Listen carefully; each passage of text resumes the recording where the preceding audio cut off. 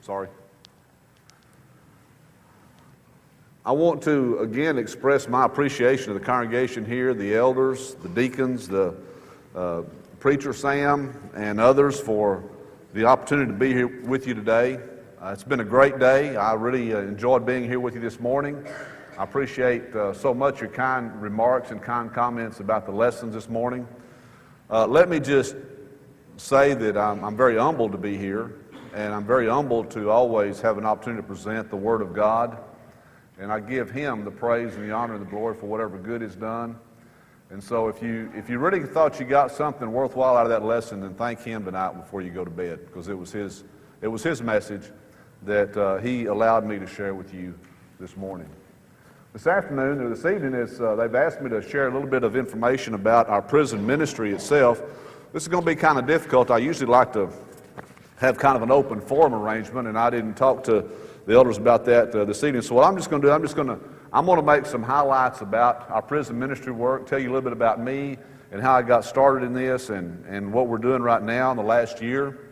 The church here supports us very generously in that work, and I'm certainly thankful for that, and I hope that will continue. And I'm going to do my best to do my part to try to be worthy of that support and share with you on a regular basis the work that is going on and what progress or what accomplishments that we are making in this work. It is a challenging work. If I were to ask you this evening, how many of you have ever been in prison, how many would you raise your hand? There may be some here that maybe have and don't want to say. I understand that. You don't want anybody to know. I don't mean to throw you under the bus or anything, but that's just sometimes we keep those things under our hat. But if you've never been involved in a jail ministry or a prison ministry, let me tell you, it's very, very challenging. 20 years ago, or maybe a little more than that now, I never thought that would become the love of my life as far as ministry is concerned. I got started in prison ministry in 1994, about a year after we moved to the LaPorner congregation. There were some guys that were involved in prison ministry living at Malakoff, and they were going down to Tennessee Colony on a regular basis, 2 or 3 times a week, I guess, or maybe every day. And I found out about them and had talked to them, and they invited me to go with them. And I said, well, there's not a whole lot that goes on out in the Porter-LaRue area. If you don't know where Porter and LaRue are, it's halfway between Brushy Creek and Moore Station. So if that helps you pinpoint that, the far southeast corner of Henderson County. You may not be aware of this, but Henderson County is the meth capital of Texas. The Cedar Creek Lake area in particular, Gun Barrel City, Toole, 7 Points, all of that area over there. You young people stay away from that area, okay? Old people stay away from that area. You don't need to be over there unless you've got some specific business, but it is the drug capital of Texas right now, the meth capital of Texas. And anyway, I got involved about 20 years ago in 1994, and I didn't know where that was going to lead. I thought, well, one Bible class a night or a week rather down there wouldn't hurt me to do that, when it kind of give me a little extra involvement and this and that and other. And so anyway, that's what I did. And it rocked along like that for 4 or 5 years, and then it really started getting into my blood. I really started to take an interest in the guys that I was studying with. And as time went on, I kept looking for an opportunity to do that on a full-time basis. I thought, there's so much need down there. There's so many men down there who are really hungering for the truth, for the Word of God, and there are not many people going down there doing it. And I even talked to my elders at the time there at LaPorner, and I said, I've got this. I'm between a rock and a hard place here.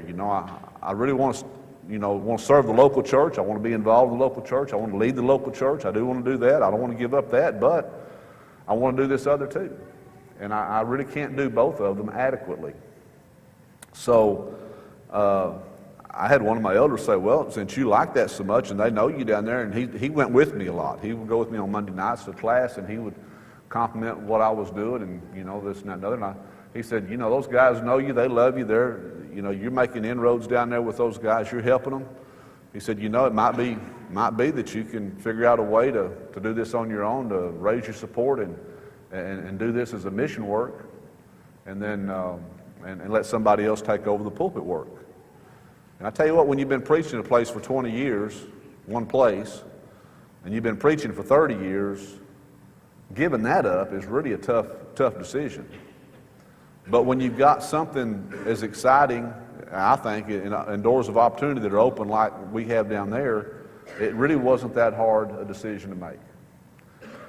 And through a course of some strange and maybe unfortunate events, the last 3 or 4 years, I was finally able to make a move out of the pulpit in October of 2011 and launch out into full-time prison ministry work. And so with the help of this congregation here and the help of many other congregations and individuals, we're able to do that. And again, thank you for allowing us that opportunity.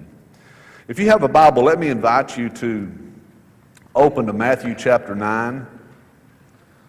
Matthew chapter 9.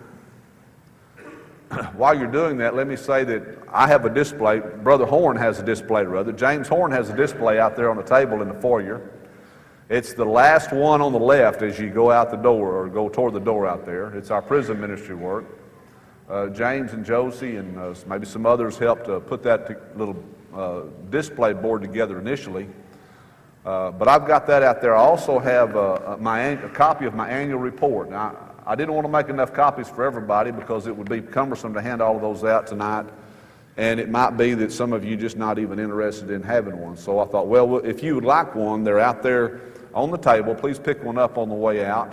What I'm going to do this evening is kind of highlight some of the things off of that report so you know what's kind of in it and let you know a little bit about what we're doing. And you can get a little bit more detail off of that report. It also has my contact information, telephone, email address, and whatever. And if you have any questions that you would like to present to me and ask me about or whatever, I welcome your phone calls. I welcome your emails. I welcome the time to visit following the worship this evening. This morning I was fortunate to have Chuck Owens with us. Chuck lives in Malakoff. He worships in Maybank. I met him here, by the way, at a ministry fair. I don't know if it was the first one I came to. I don't know if it was the first one y'all had. Maybe y'all had been having them before that, but it was 2 or 3 years back. And I came over and set up a display. We were back in the multi-purpose area back there. And Chuck showed up. He had been here and had met Rachel. And I had heard about him from her, and he had contacted me. And so anyway, I actually met him and Jeannie on that particular occasion. And then he started volunteering down there at the Pallage unit with me. And then from that, he now is helping me with the substance abuse class at the Vito unit, which is just about a 5-minute ride from the Pallage unit. So I was glad to have him here. I was hoping my chaplain would be here, Chaplain Martin from the Pallage unit. He was planning on coming middle of the afternoon. He said, what time do I need to be there? 6 o'clock, I said. He said, okay, I'll try to be there. And then about an hour ago, he sent me a text message, said something unexpected came up and he wasn't going to be able to make it. And that's the way it is. He's a busy man. He's got family and he's got other responsibilities, and so it just didn't work out for him to be here. But he really wanted to come, and I really wanted him to come. And I'll explain more about what I've got at the display table back there in just a minute.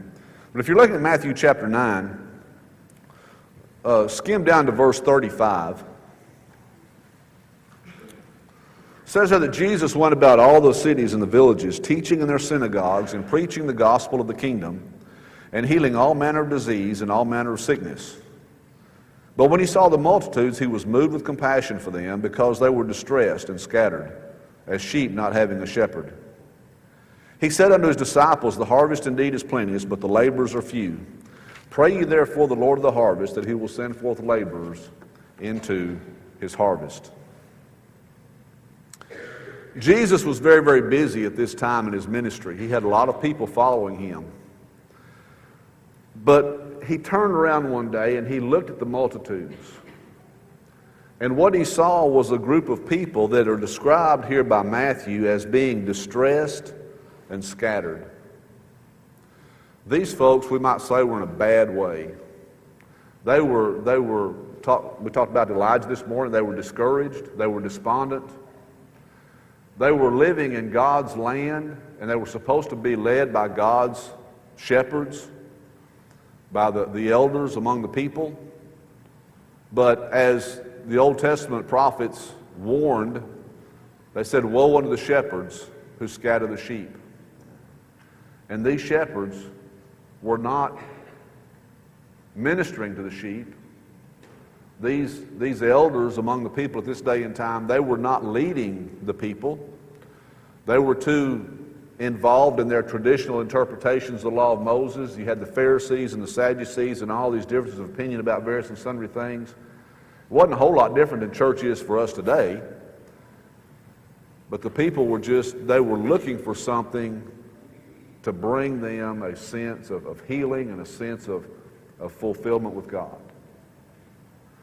And when Jesus turned around and saw these people and realized what their condition was, this distressed and this scattered look that they had upon their faces, Matthew says they were like sheep not having a shepherd. They were lost. You may not know this, but the guys in TDC now no longer wear the black and white striped uniforms we were used to seeing years ago. They wear mostly just a solid white uniform. And when you get a handful of those guys in a class, or a room full of them in class, or a dorm full of them in a group, and they've got those white uniforms on, it reminds you of those sheep that are distressed and scattered, not having a shepherd. They come from so many different backgrounds. Their lives are so varied. They've had so many troubles in their life. Like one guy says, their lives are so screwed up you can't unscrew it anymore. It's unscrewable. You can't straighten it out. But you have to minister to them, and you have to work with them, and you have to help them to find hope in the true and the living God. And that's what our work is really about. We're going down there, or we go down there, I go down there, my wife doesn't go, but I go down there, and Chuck goes, and some others go with me from time to time, and we try to minister to these men and try to help them to find God in their life. Sometimes we're successful, sometimes we're not, but we try. It's not much different really than trying to do the same thing in the community here. In fact, it may be a little bit easier because these guys have been knocked down so much they're looking for something else. If you understand what the definition of insanity is, at least to them, it is doing the same thing over and over again and expecting different results. They try their own way over and over. They expect a different result, and it doesn't happen. And so they're looking for a new and better way. And of course, that new and better way is Jesus Christ. The nature of the work that we're involved in began originally with one class a week. I use a lot of material that's produced by some of our brethren, by the way, New Life Behavior Ministries.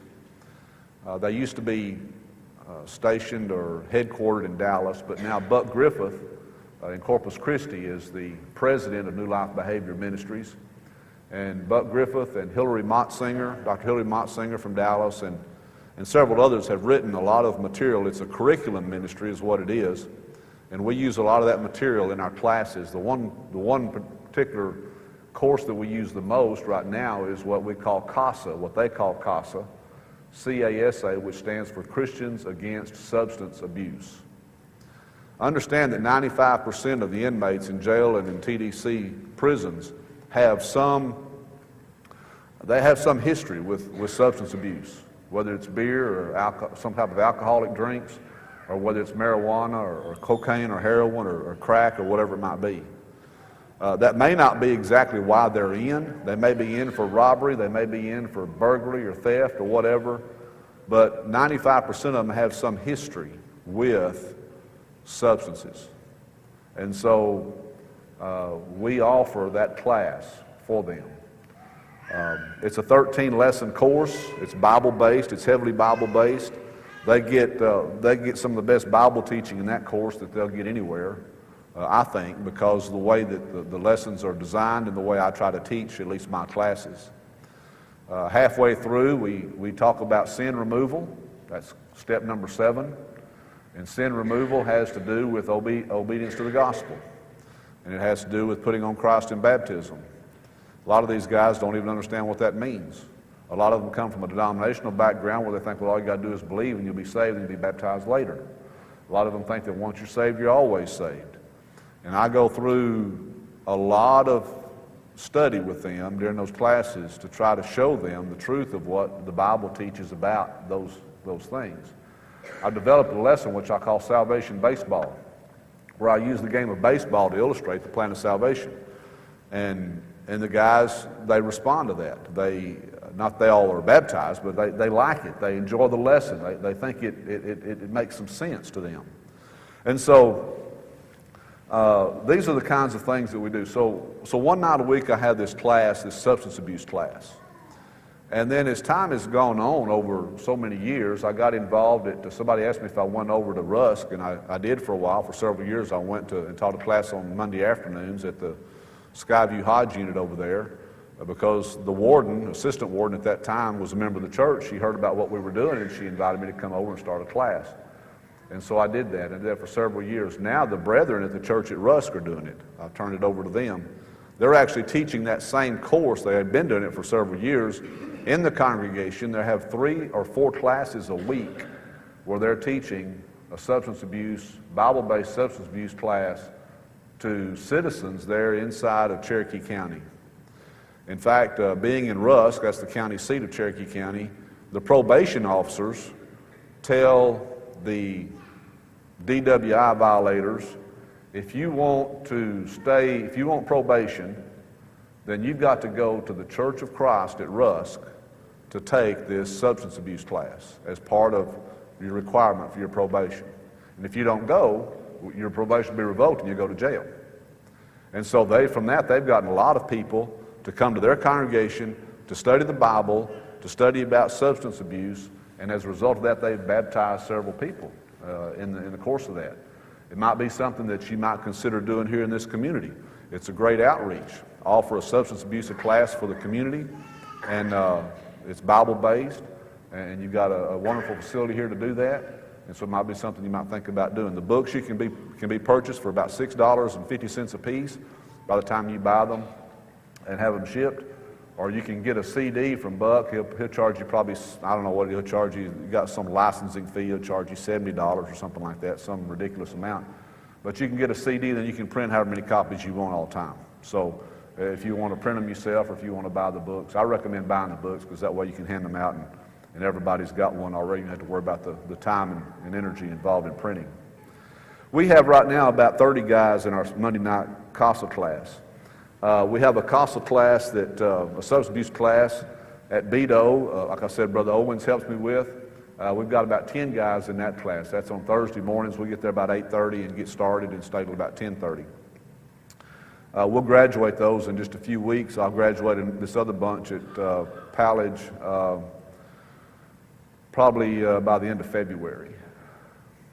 And then some of the prison units have a trustee camp where they have about 315 beds there, and guys that are a little bit more, they've got a little bit more trust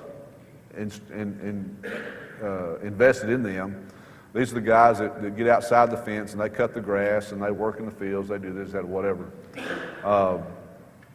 I've got a fellow named Raymond Moore, who's a brother in Christ that I met a couple of years ago. Really a godsend. He actually is a truck driver for TDC. So he's got a badge. He goes into any unit in the Northeast District region that he needs to, drives a truck for them all day. But he wanted to do a substance abuse class at the trustee camp. So he's got, right now, usually has about 35 guys in his class over there. And he's graduated several, and he's starting another class at the end of the month. It's actually not going to be the substance abuse class. He's going to take the guys that have been in his substance abuse class, teach them a different curriculum from New Life Behavior called Attitudes and Behavior. And he's looking forward to that. basically a study of like the Christian graces and things of that nature. So, but those guys that take that will have to, he says they've got to already have been through the CASA class. Somebody asked me this morning if we have worship on Sunday. We do. We have worship at the Pallage unit on Sunday afternoons at 2 o'clock. It lasts for about an hour and a half. When I first started going down there back in the 90s, we were only allowed to have one service a month.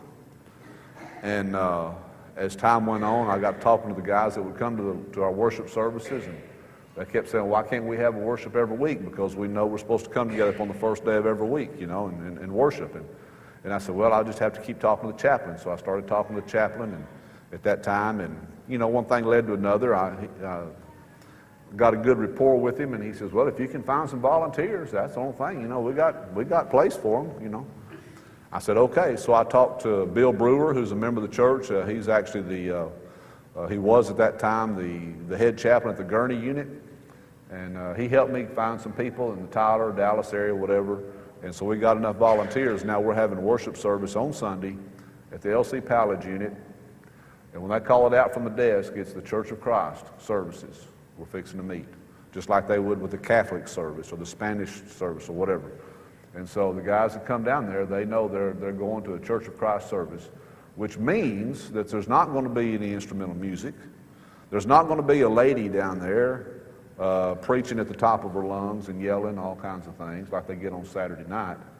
But they're going to have a good, solid worship service. And those guys actually lead and direct the service. Some of the guys lead the singing. Some of the guys lead the prayers. Some of the guys offer the Lord's Supper. One of the volunteers, myself, one of the other guys that goes in down there, we have to have the lesson. But other than that, the men, they participate. And we're able to baptize down there. We had 14 baptisms in 2003. Last year we had 6. We've been able to baptize pretty much on demand. Whenever we had a guy that wanted to be baptized, we could pretty well baptize him up until the last few months. The warden's kind of put a little thumb on that a little bit. He wants it to be more scheduled so that it's a little bit more secure as far as the situation is concerned. But he hasn't said no. He hasn't said we can't. He just says, let me know, schedule it, and then we'll do it. So it's a little bit more tedious now, but we still can baptize there at the Pallage unit. We haven't baptized anybody over at Beto. Haven't really had that opportunity over there, but we have some brethren that go down there once a month and have a worship service, and when they go down there, they baptize a lot of guys. And so some of the guys that we are in contact with in our classes there, we encourage them to attend those services and meet up with those other volunteers, and they'll teach them more, they'll study with them some more, and they'll baptize them properly, scripturally. I failed to, let me back up just a little bit, give you a little bit of information about what I call the landscape of TDC. And Brother Horn can probably give you more of this information than I can, at least in more accurate terms. But throughout the state of Texas, there's somewhere in the neighborhood of 110 prison units that are operated by the Texas Department of Criminal Justice. In those 110 units, there's some 150 to 55,000 men and women incarcerated. About 10% of them are women, and that's all. But so about 14 to 15,000 are going to be women, but the rest are men. In the area of Palestine and Tennessee Colony, that area, there's 5 units there. On a piece of farm, we call it, 25,000 acres roughly, down there close to the Trinity River. If those guys escape out of Cofield or Michael and head toward the river, they may get eaten by alligators or something. You don't have to worry about those guys. But there's a lot of woods down in there that the guys can hide in. Of course, there's a 10-foot barbed wire fence and a razor wire on top of it, and a guy escaping there, it happens, but it's very, very rare anymore. But in those 5 units, there's some 14,500 inmates. Again, about 10% of TDC's population is located right there within 10 miles of Palestine.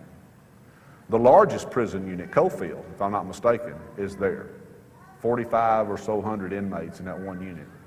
There's some 3,200, 3,500 at Beto. The Gurney unit is a transfer facility. That's where James works now. How many are there? How many do they house there?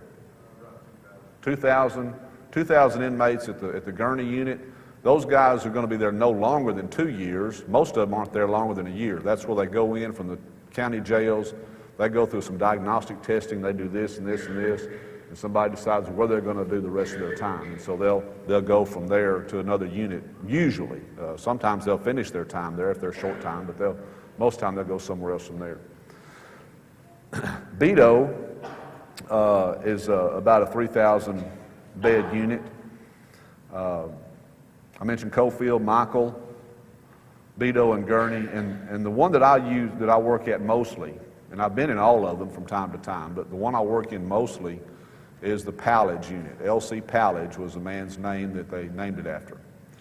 And they affectionately call it the retirement farm. It's somewhat of a geriatric medical facility of about 1,200, 1,100 total, and that includes the 300 that's in the trustee camp. So it's a real small unit, comparatively speaking. 800 guys about inside the main building, and then about 300 out in the trustee camp. Some of the guys are in wheelchairs. A lot of them are in wheelchairs. A lot of them are on walkers. A lot of them have prosthetics. I got several guys in my dorm program that only have one leg, and they walk on a prosthetic. Things like that. Most of the guys are middle-aged and above. A lot of senior citizens there. We've got one of the guys in our program that's in his 80s. Another guy's in his 70s.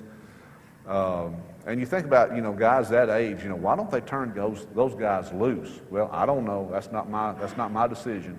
But they're there. They got time to do.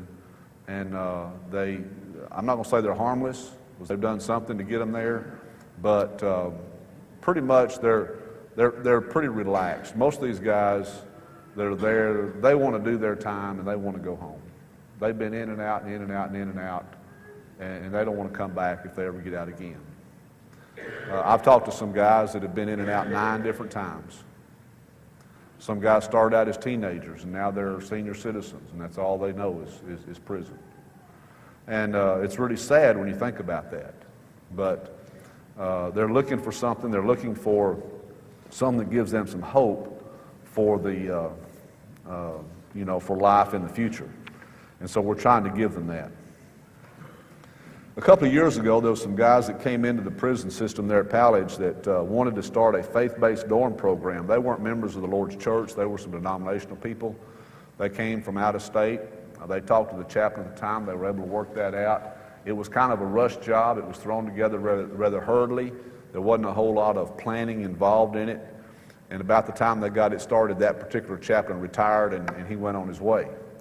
Left it with me, and then the guy that came in to start the program, and then the new chaplain that would come on board following him, which is Jimmy Martin, by the way, the one that I've been looking for today.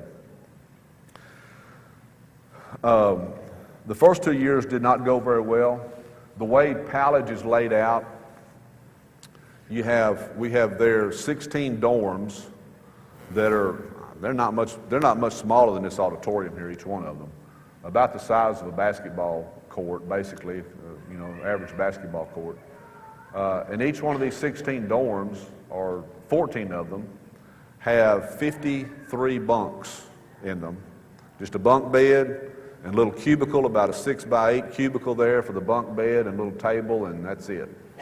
I got a locker underneath their bed for them to keep some books and stuff they buy at commissary or whatever they've got. But there's 53 of those in a dorm. We have 2 dorms that are wheelchair accessible, and they only have about 25 in each of those. So we've got 14 times 50 some odd, that's 700, and then another 750 or so guys there in the main building is what we've got. And what we designated one particular dorm to be the faith-based dorm is what that, faith-based program dorm.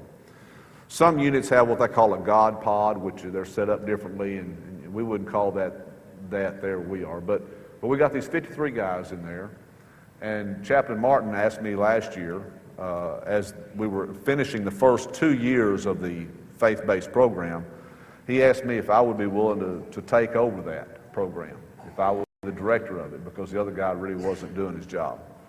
I said, well, I don't know if I can do that or not. I don't know that I got that kind of experience and know-how and patience. And he said, oh, you can do it. So we'll work together, we'll get it done.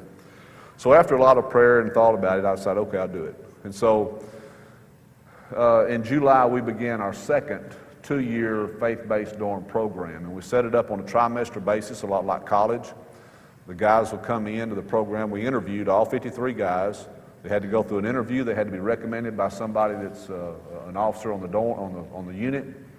And then we interviewed them. And if they passed muster, so to speak, with us, then we put them in there. We had about a dozen or so guys that were in the first program that we kept in there as mentors because they'd already been through the 2 years, and we wanted them to, and they had proven themselves, and so we wanted to give them an opportunity to help out in that regard as well. So I'm the principal, basically, or the overseer, the coordinator of the faith-based dorm program. We have, for the guys, we've set up them, have one Bible class a day, which a lot of them work, and a lot of them have other school, and some of them have other things going on. And so we couldn't schedule more than that. But we've got one class for them during the day. We've got one that meets about what we'd call lunchtime, around noon. It'd be after their lunch, and then one that meets about 4 o'clock in the afternoon, which is right after their supper time.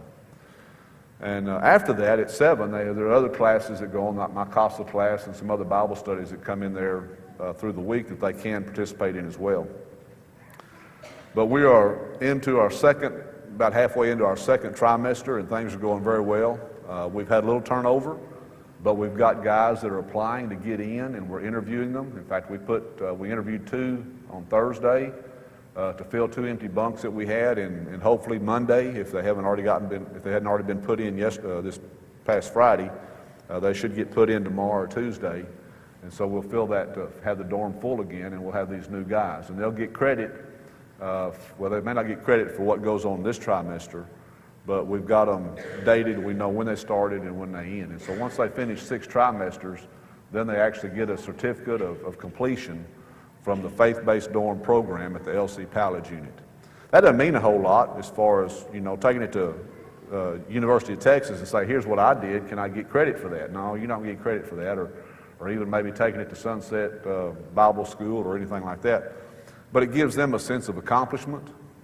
It gives them a piece of paper that says to somebody that's a prospective, a parole officer, number one, says, well, they've done this. They started something and they finished it.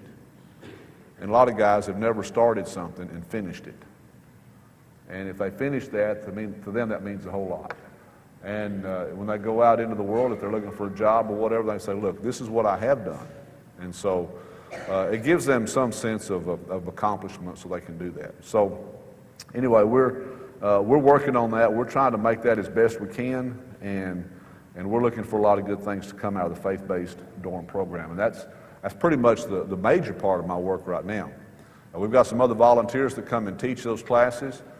We've had some trouble with some of them. We've lost them the first semester, and so I've kind of been filling in the gaps for them. So if some of you Bible students, Bible teachers, if y'all don't have anything to do 1 day a week, let me know. I can hook you up. It won't take long. I can get you down there and get you in and get you started, and you can go through the volunteer process, the volunteer training thing, and then we can incorporate you into the Bible studies and that kind of thing. We also have a correspondence course ministry like World Bible School. We used to use World Bible School extensively. It got to where the cost of that was so high for the church at La Porta that we decided to drop that. We've gone to John Hurt's 8-lesson series for what we're doing, and also at Frankston. I'm directing that work over there as well now. We're doing David Farr has a 20-lesson set called Getting to Know Jesus, and so we send that out along with there's a 5-lesson set that comes from Buck Griffith called There Is a Better Way, which is fundamentally designed for jail and prison inmates that Buck Griffith or some of his staff wrote years ago, and it's been very, very well used over the years. And so we use that, and then the David Farr 20-lesson correspondence course also. I could talk to you about this all night. It's getting close to 7 o'clock, so I'm gonna bring this to an end. I do, again, thank you for your participation, your support in this work that we're involved in. I thank you for allowing us to come this afternoon or come today and to worship with you. Appreciate the opportunity to share with you some of what we're doing. I mentioned this morning Matthew chapter 25, and when Jesus, as he is giving that parable, he looks at those folks on the left-hand side of him that when he divided the world like the shepherd divides the sheep from the goats. And he says to those on the left hand in verse 41, "Depart from me, you cursed, into eternal fire, which is prepared for the devil and his angels." He says, "I was hungry, and you gave me nothing to eat. I was thirsty, and you gave me nothing to drink. I was a stranger, you took me not in. I was naked, and you clothed me not, sick and in prison, and you visited me not." And then shall they answer and say, "Lord, when do we see you hungry or athirst or a stranger or naked or sick or in prison, not ministering to you?" And then shall he answer them, saying, "Verily I say unto you, inasmuch as you did it not unto one of the least of these, you did it not unto me." And those went away into eternal punishment. The people that Jesus points out here on this particular parable that are going to be lost are not going to be the murderers. They're not going to be the thieves. They're not going to be the rapists, the child molesters. They're not going to be the drug addicts or the drug dealers. They're going to be those who did not minister to the murderers and the thieves and the drug addicts and the child molesters. It's important that we go to the prison to visit somehow, some way. If we can't go in person, then let's go by proxy. Continue to send somebody. Find more people that will go and help them as well. But these folks, these 150 some odd thousand in TDC, not counting the county jails and the federal units that we have in the state of Texas, which you put all that together and you end up with about 250,000. They're souls. They're souls that need to be saved. They're souls that need a Savior. And I thank you for the part that you do, and I hope you will continue to do that part, and I hope that you will look at ways to do more along this line as time goes on.